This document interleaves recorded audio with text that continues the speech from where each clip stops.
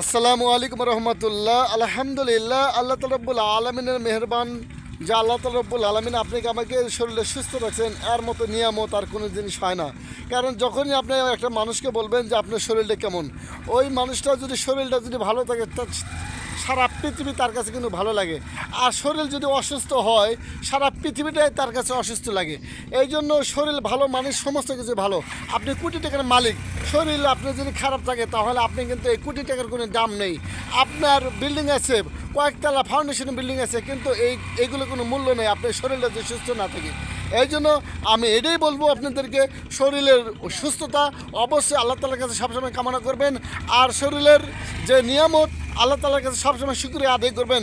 যে আল্লাহ রব্বুল আলামিন বলছেন তোমরা শুকরিয়া আদায় করো, আর যত শুকরিয়া আদায় করবে, নিয়ামতের শুকরিয়া আদায় করবে, তত নিয়ামত তোমাদেরকে আমি বাড়িয়ে দেবো। এই জন্য নিয়ামতের শুকরিয়া বেশি বেশি করে আদায় করতে হবে।